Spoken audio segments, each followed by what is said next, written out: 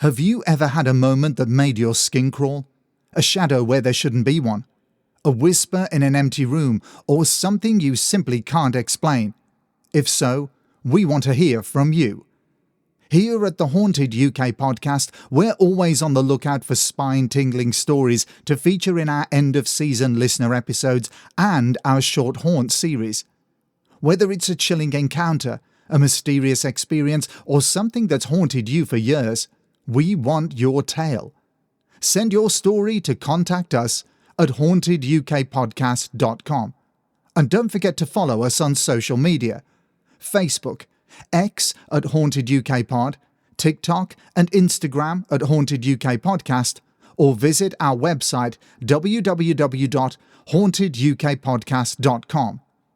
Now, if you love what we do and want even more haunted goodies, then you can support the show on Patreon and Ko-fi. We've got 2 brilliant tiers, Possessed and Spooked, both packed with bonus content, exclusive episodes, and extra material that'll keep you up all night. But that's not all. We've launched a brand new sister podcast, Haunted UK Fiction, and we're calling all storytellers. Whether you're a published author, an aspiring writer, or someone with a natural gift for spinning eerie tales, we're looking for original fictional short stories and novellas with strong paranormal or supernatural themes. Think suspenseful, mysterious, atmospheric, terrifying, thought-provoking, even darkly magical. If your story is selected, we'll professionally narrate, record, mix and master it into an audiobook-style format, then feature it on the show. You'll get a copy of the finished production to use however you like, and you'll retain full ownership of your work. Submit your story to hauntedukfiction@hotmail.com and follow us on Instagram at hauntedukfiction. So whether it's truth or fiction, if it's haunted, we want it. Now, sit back and enjoy the episode.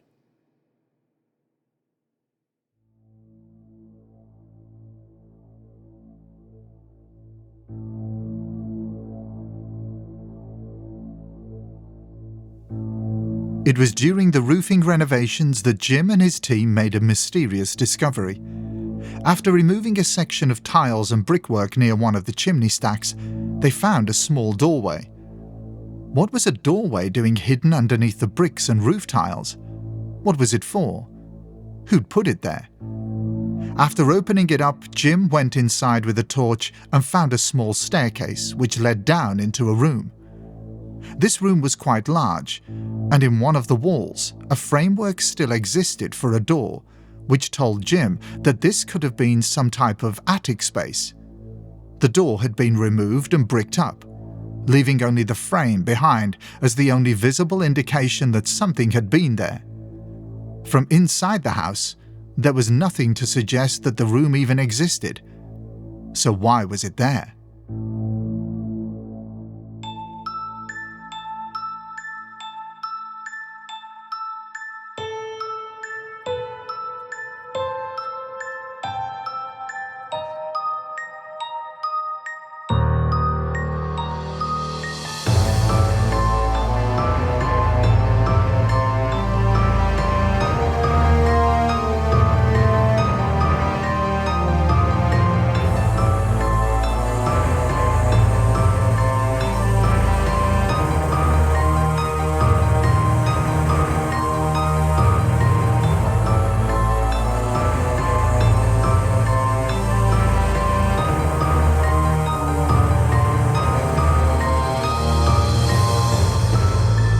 This is episode 68 of the Haunted UK podcast, and it's high time that we visited 2 very haunted properties, Flitwick Manor and Himley Hall.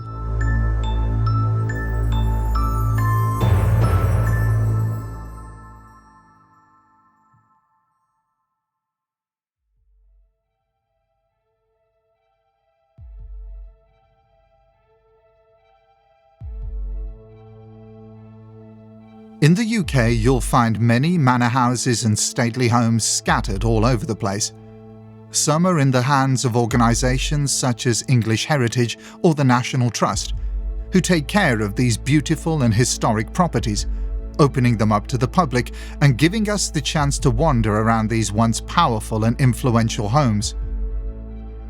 In many cases, these organisations have reached agreements with the families who once owned them, taking on the expense of upkeep and maintenance of such large properties, which the families can no longer afford to do, in exchange for the existing family members to still have private living quarters there, enabling them to still call these magnificent houses their homes. Exploring the houses and the grounds of these properties gives us a window into the world which has long since gone. Think of Downton Abbey, for instance, that fascinating upstairs-downstairs lifestyle, which was commonplace in these types of homes, and only really began to wither away after the Second World War. I've always found these places hugely interesting, not just because of the paranormal or supernatural aspects, but also because of how these homes were run. A member of the Leslie family who still owned Castle Leslie in Ireland said it was always really the servants' house back then. Leslie's came and went, but the backbone of the house, which were the servants and the other employees, was always there. Tragically, there aren't always happy endings for these once great homes. Many of them were abandoned by their owners, simply because they could no longer afford to continue to run them.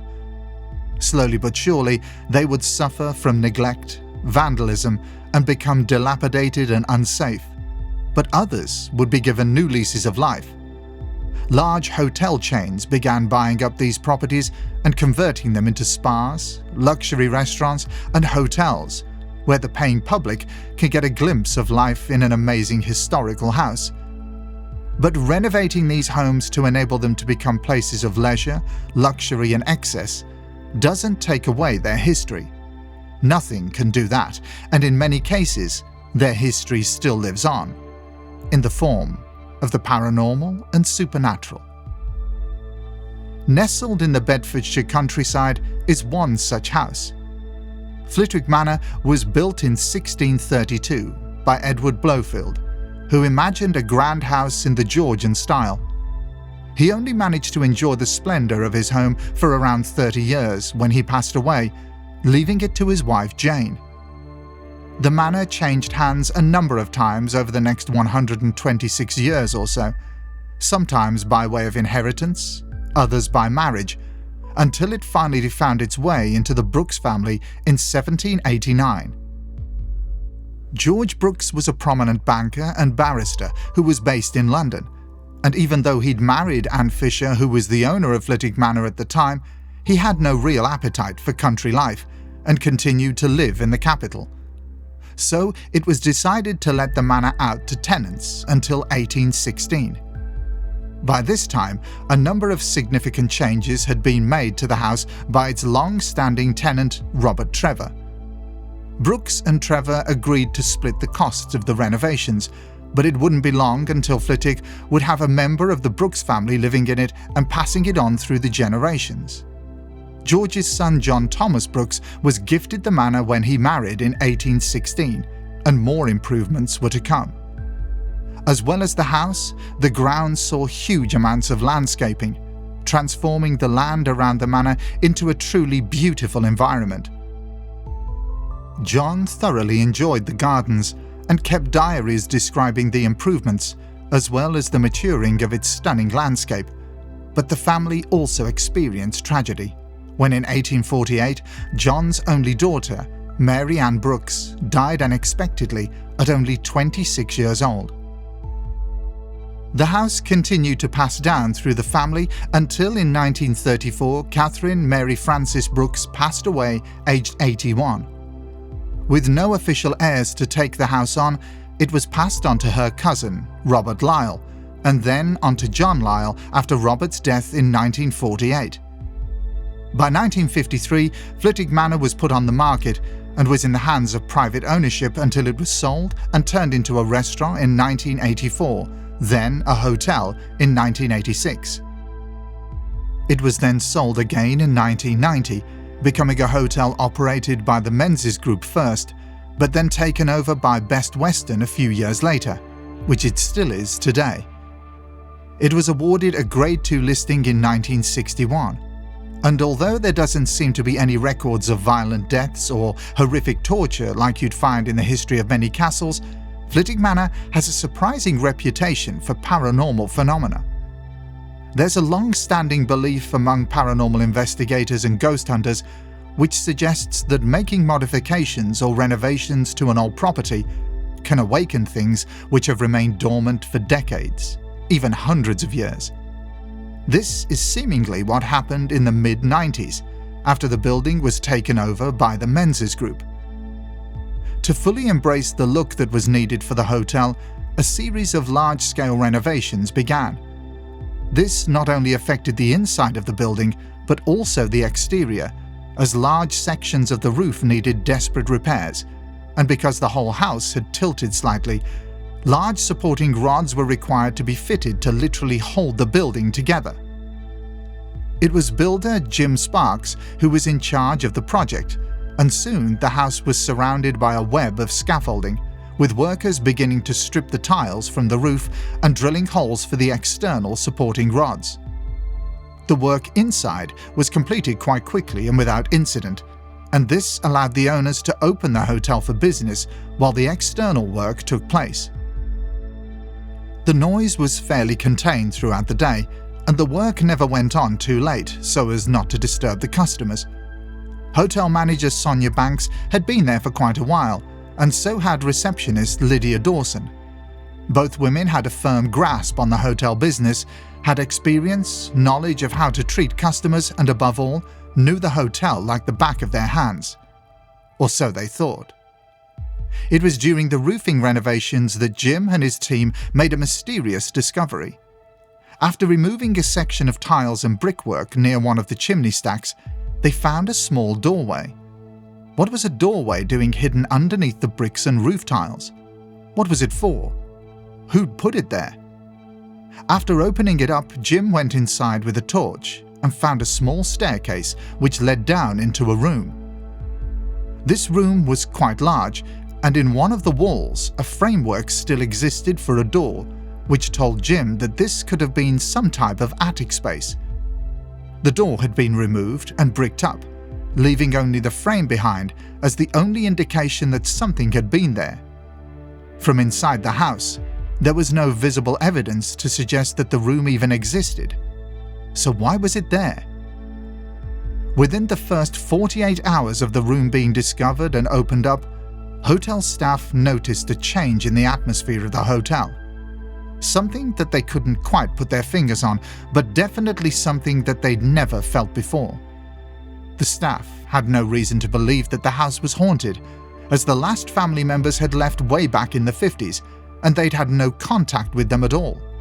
But whatever had been trapped inside that room, bricked up, with no way out, was now free. The very next day, a man named John Hinz had checked into the hotel following a business conference. John was a purchasing director, a very level-headed man, and not someone who was particularly interested in the paranormal at all. It was the morning after his stay, very early in the morning, and receptionist Lydia Dawson was busy sorting through paperwork when she heard the bell ring on the reception desk. She immediately stopped what she was doing and went out to see who was there. It was John Hinz, who was ready to check out. Lydia noticed that he seemed very nervous and uneasy, so she asked if everything had been satisfactory during his stay. "No," he said, "not at all."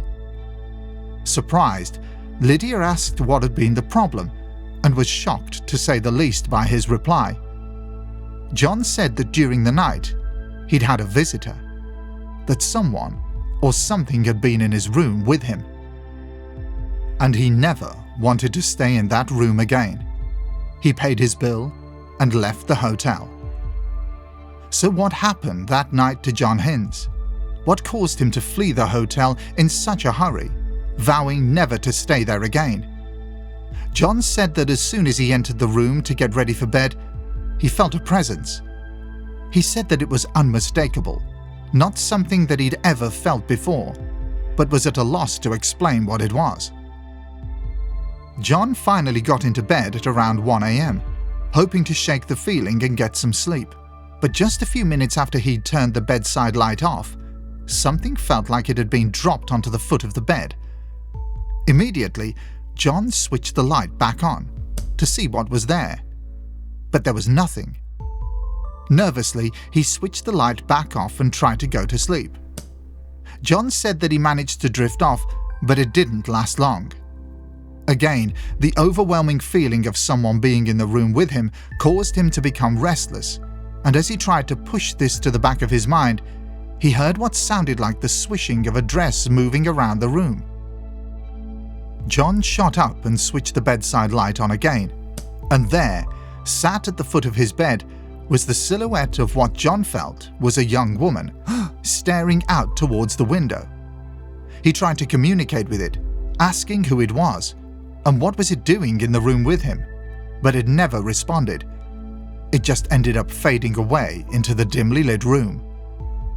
Having no concept of what he'd just seen, other than the possibility that he'd just encountered a ghost, he kept the lights on in the room and spent the rest of the evening awake, petrified of going back to sleep in case the ghost returned. This event seemed to be the catalyst for a series of alleged paranormal incidents which seemed to spread throughout the hotel. So who was this young woman, and why was she now beginning to appear? It seems that there could be 3 possible female ghosts which haunt Flitwick Manor, all with good reason to do so. But why would opening that secret room up have kick-started the hauntings? Well, it seems that this might not have been the case. Not entirely, at least. The last people to have lived at Flitwick were John Lisle and Richard Morgan, who were both the last descendants of the Brooks family. It's not clear whether either of these men are still alive today, but back in the 90s when these events were taking place, they were both leading their own lives away from Flitwick Manor.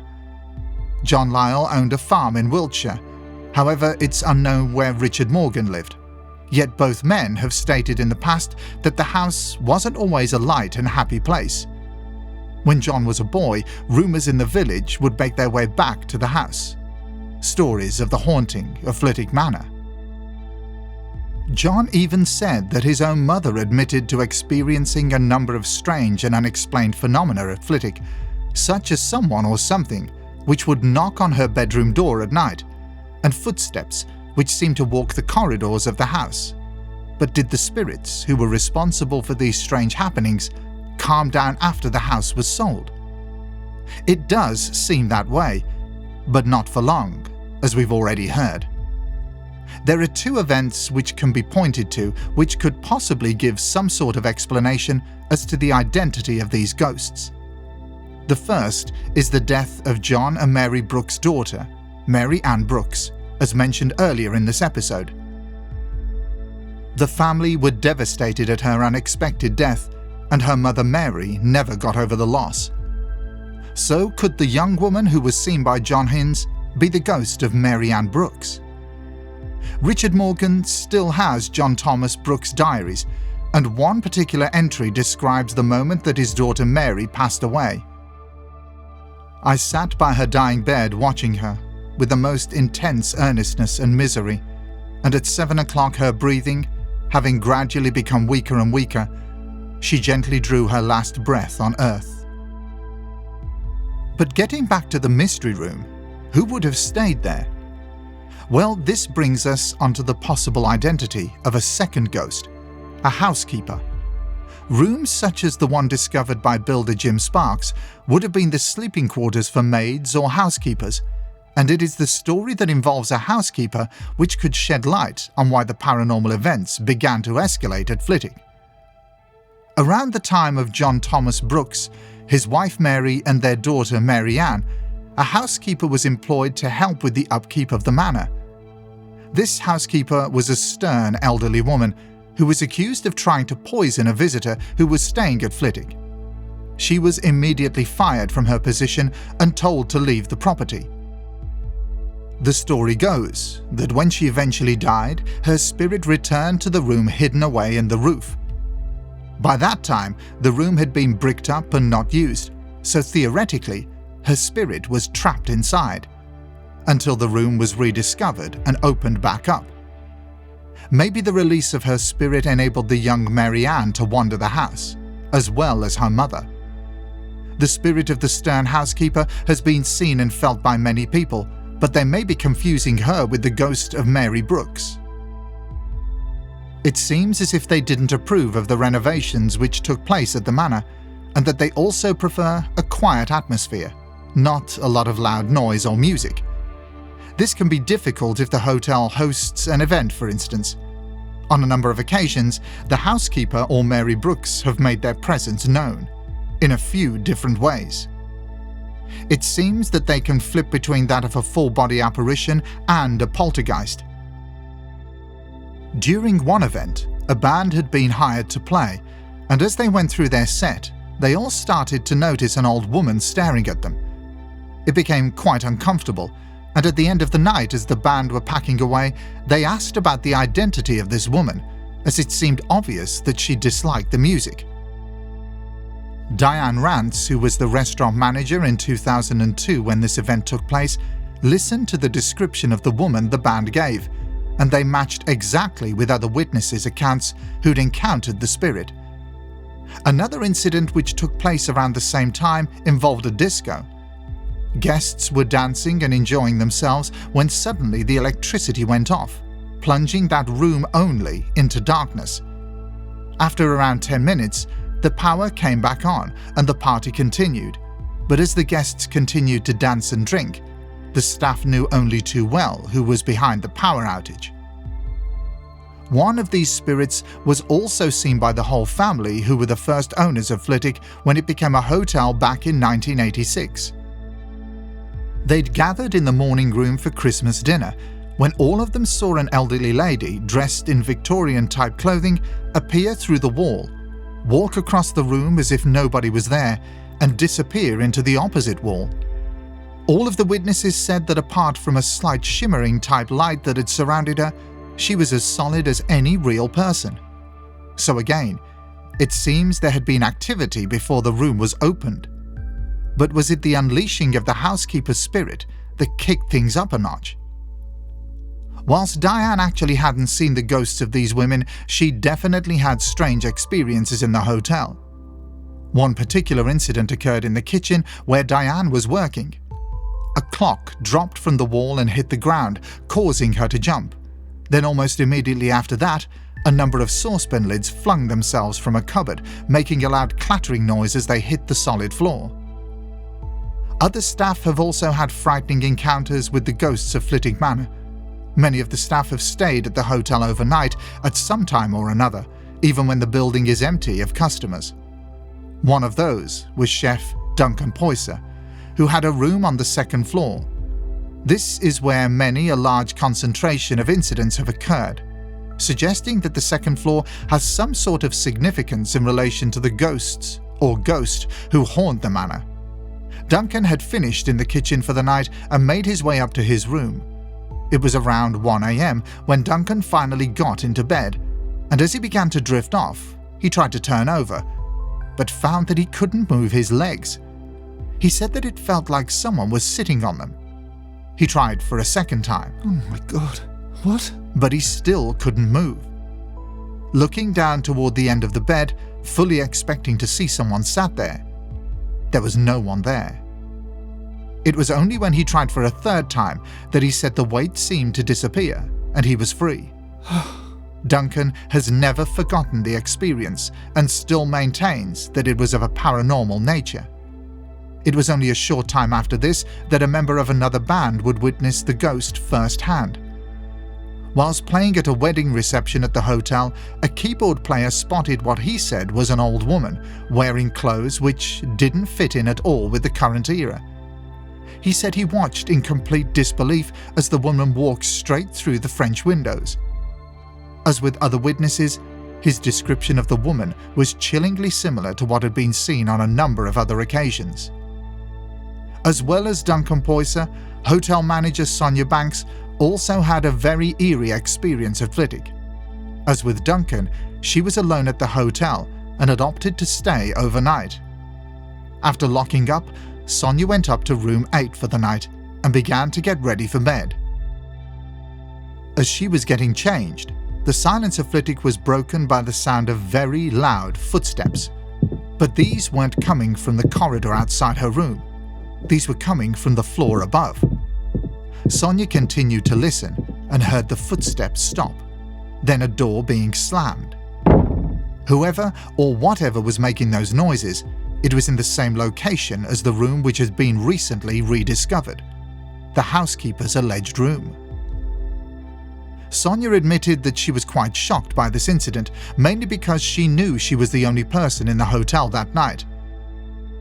It wasn't an easy or comfortable night's sleep, but the most frightening experience for a member of staff was still to come.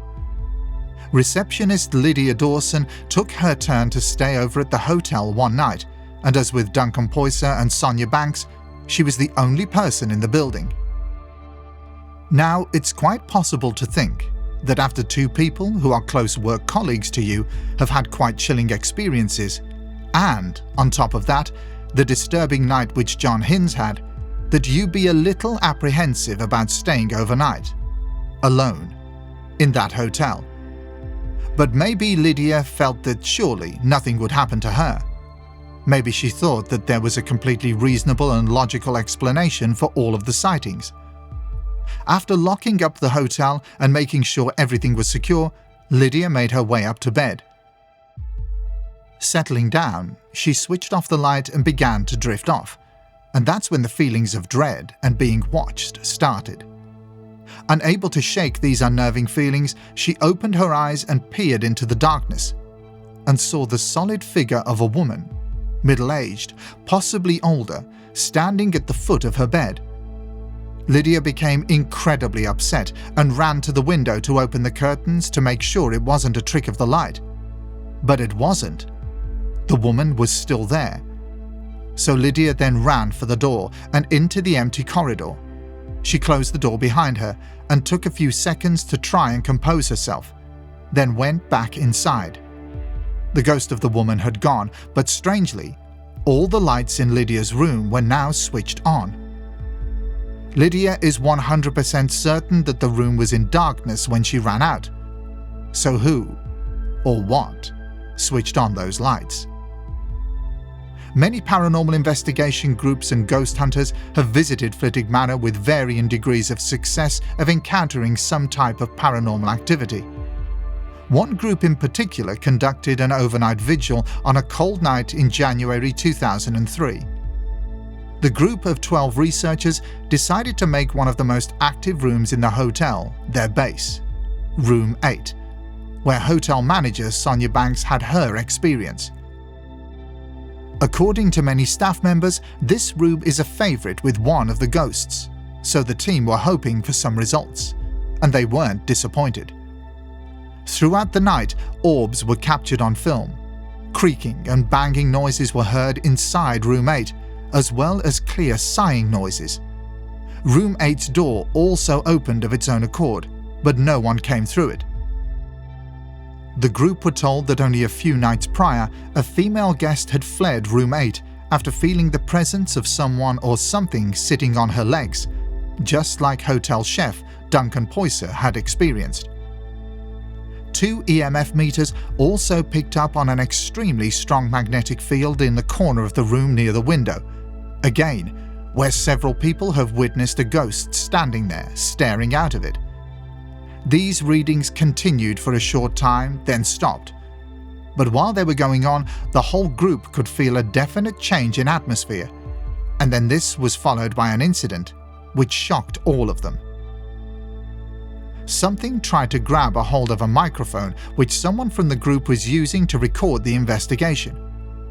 A strange flash of green light was then seen, followed by a loud thud coming from the window frame.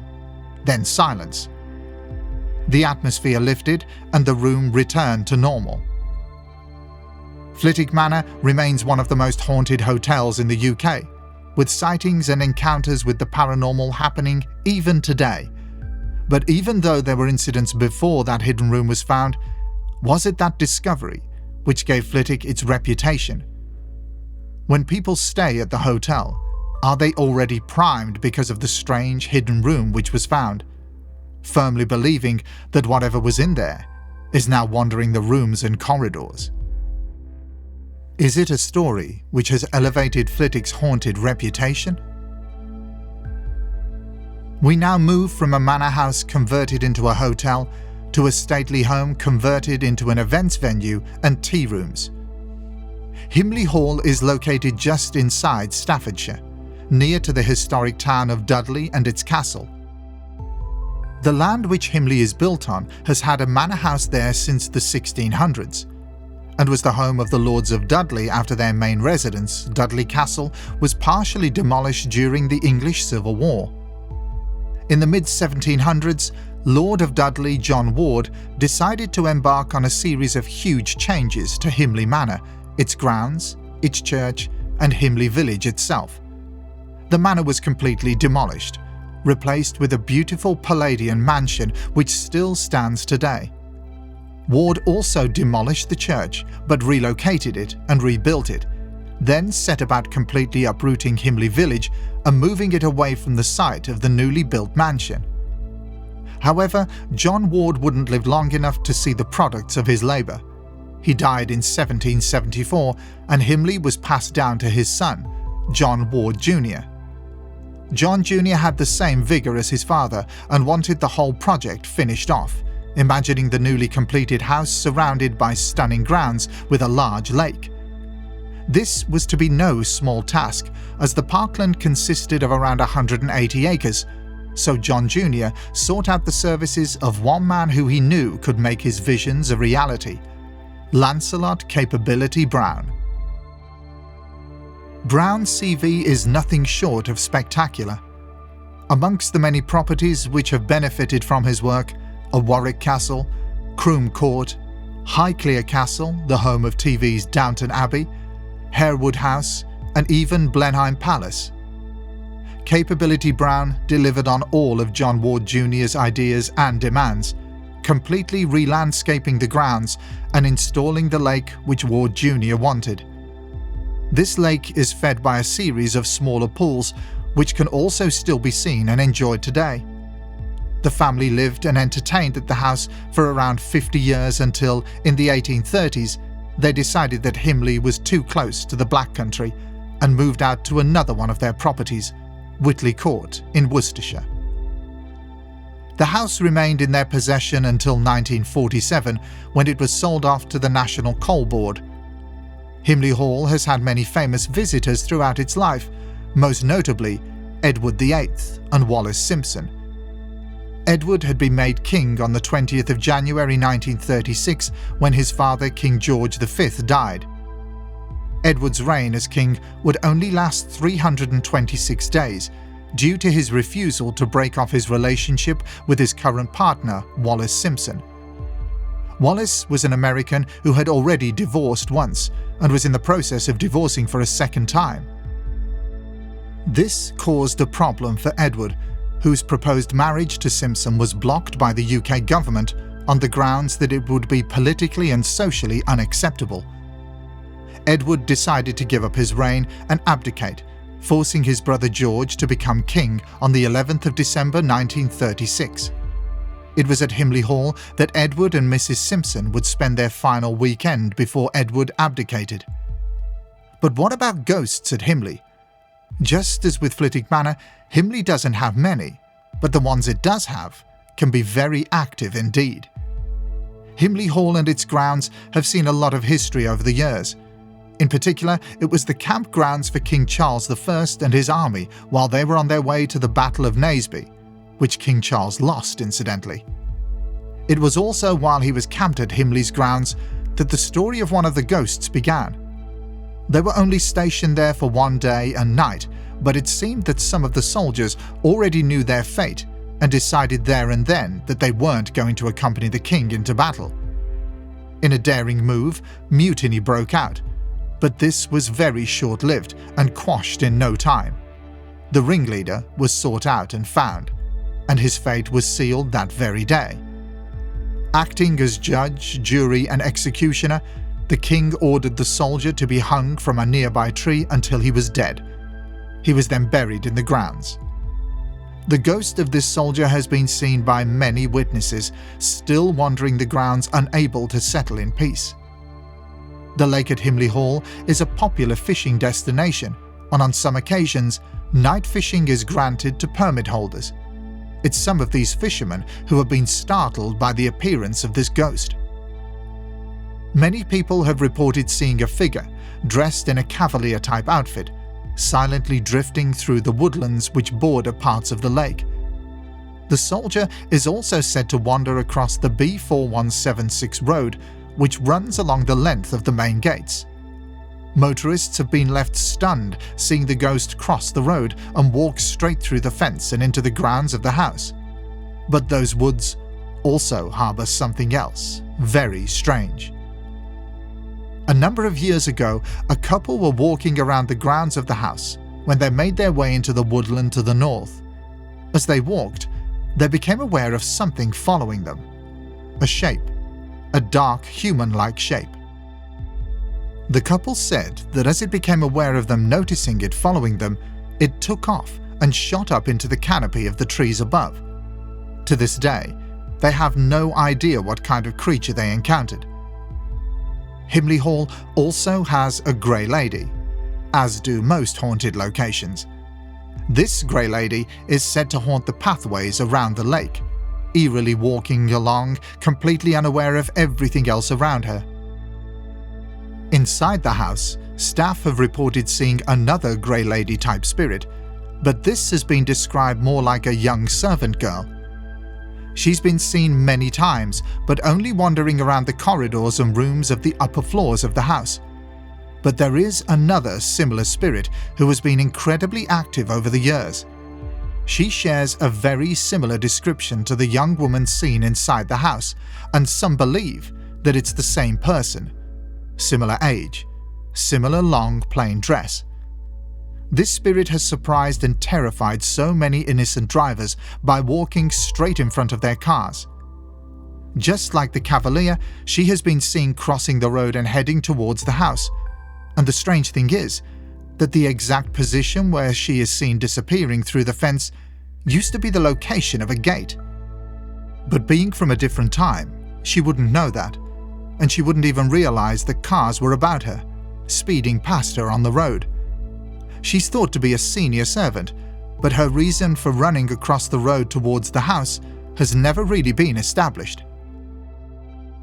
Former retired head park warden Alan Peace has witnessed 5 car accidents which have taken place almost outside the main gates of Himley Hall, all caused by the appearance of a young woman in a long plain dress, running directly in front of their cars and disappearing through the fence. Alan has done his best to piece together information including descriptions of the woman, and as far as he can tell, it seems that she was a senior servant girl who lived at a nearby farm but worked at the house. This was most likely during the Victorian era. One very strange event which may have involved this woman happened to a man who was on his way to the Himley Hall Hotel, which is literally just around the corner from the main house. He was driving there to attend a talk, and this was February 2006 at around 7 p.m, so it would have been quite dark by that time. As he was making his way along the A449, he spotted a figure standing on the grass verge near the road. The witness said that he thought this was odd because the verge it was standing on sloped away quite significantly, with no footpath towards the road. The other side of the road was the location of the bordering wall of Himley Hall's grounds. The witness said that they initially thought that it was a stupid place to stand, because if the figure had lost its footing and fell, he would have no time to react and avoid it. At the time, he was travelling around 60 miles per hour, and after passing the figure, made a point of looking in his mirrors to check if the person had begun to cross the road. But they disappeared. There was nowhere for them to go, but they simply weren't there anymore. Within a few seconds of passing the point where the figure has stood, the witness said that suddenly a loud knocking noise started to come from the windows, as if someone or something was striking their knuckles hard against the glass. This continued until the witness pulled onto the car park at the hotel, where the noise then abruptly stopped. Getting out of the car and checking all around and underneath it, the man could find nothing wrong or broken, and to this day has no explanation as to what it was or what caused it. Moving back inside the grounds of the hall and to the lake in particular, we now come to a very strange story which happened to a woman who was walking her dog on a late autumn afternoon. Known only as Linda, Himley Hall was a regular destination for her and her dog to enjoy the grounds most weekends. On this particular Sunday afternoon, she remembers that the light was just starting to draw in, and it also wouldn't be long before the park wardens began to close the property down and lock the gates. She said that she was making her way back to her car, which was parked near to an announcement board not far from the main house, when she became aware of a figure on the other side of the lake, which looked like it had just come out of the woodland near to where the bonfire was being built for the November firework display. Incidentally, Himley's Bonfire Night fireworks show is one of the biggest in the UK and regularly draws huge crowds to its grounds. Linda said that she had just got past the storage area where the sailboats were kept and was around 20 to 30 meters from the bank of the lake when her dog stopped. She said the hair was raised on its back and it began to growl. It was looking in the direction of the figure, which was still walking towards the opposite side of the lake. In a strange set of coincidences, Linda said that she couldn't see anyone else even close to her. No other people out walking, no fishermen. The place seemed deadly quiet. She noticed that this person looked as if they were in fancy dress. That was exactly what she felt she was looking at. But why would someone be dressed in a dirty and worn soldier's outfit? An outfit that looked hundreds of years old. Both Linda and her dog continued to watch as the figure turned and continued in the direction of the far end of the lake, away from the main house. This person looked real, solid, but didn't seem to be aware of her presence. The other strange thing Linda noticed was that there was a slight fuzziness which seemed to surround the figure, as if looking at a car bonnet on a very hot day. That shimmering type phenomena. Maybe it was a trick of the light, influenced by the water on the lake, but there was no way to explain what happened next. That side of the lake had several weeping willow trees, and many of the branches stretched down to the water's surface, but there was a good, clear view of the woods between the tree trunks and the branches. Linda watched as the figure continued to walk along the edge of the lake and was then obscured by one of the trees. Just a matter of time before he appears, she thought. But he didn't. The figure never came out from behind the tree. Linda stood there for a few minutes waiting. But nothing. A huge wave of goosebumps washed over her body, and her dog was now barking. Linda said that she couldn't shake the feeling that there was something very wrong, but out of sheer curiosity, she had to find out where the figure had gone. She began to walk back towards the house with her dog, to a position which was far enough away to give her a view down the side of the lake and the other side of the trees. But there was no sign of the figure at all. Linda was certain that she'd seen him, and her dog even reacted to him too. But where had he gone? She turned her back and continued to walk back to her car, where she saw an elderly couple getting into their car, which was parked next to hers. The couple said hello to Linda, and she said hello back. But she then asked the couple if there had been any type of battle reenactments going on at the hall. Battle reenactments, the man said, confused. I've never known this place to stage anything like that. Maybe you've seen the Cavalier.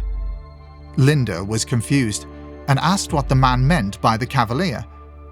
He told Linda the story about the death of the Cavalier soldier way back in the days of the English Civil War, and said it had been seen a few times, although he'd never seen it himself. Water seems to have a strange effect on paranormal phenomena.